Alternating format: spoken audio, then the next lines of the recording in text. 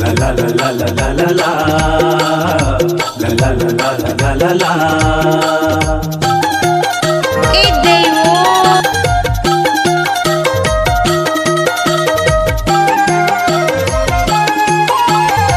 Devendra Balram exclusive.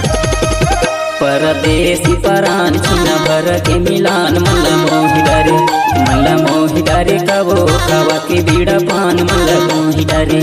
परदेसी परान छिना भर के मिलान मल्ला मोहि डारे का गाना जाके करे माँ मल्ला मोहि डारे।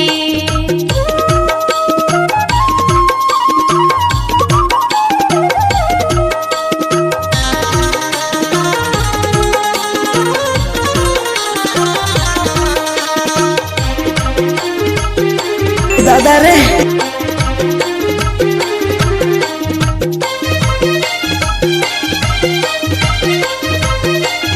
DJ Devendra Balram exclusive. पानी पिए पियत भरले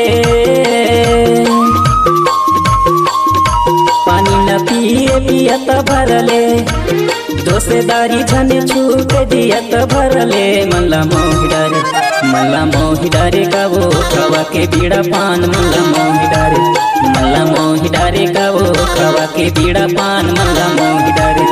परदेसी परान छिना भर के मिलान मल्ला मोहि डारे का गाना जाके करे माँ मल्ला मोहि डारे।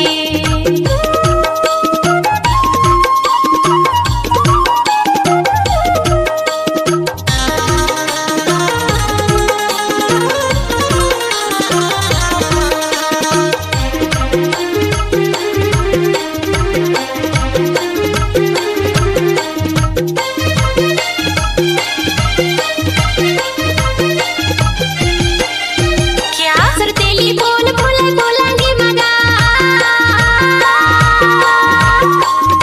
सुरतेली बोल बोलांगी मना पर चेहरा झोला मना जरे मगा मल्ला मोहि डारे का गावा की करे माँ मल्ला मोहि डारे करे नाचा की करे माँ मल्ला मोहि डारे का वो खवा के बीड़ा पान मल्ला मोहि डारे का वो खवा के बीड़ा पान मल्ला मोहि डारे।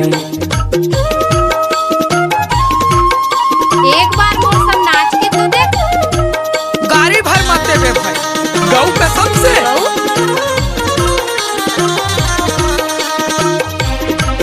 Come on!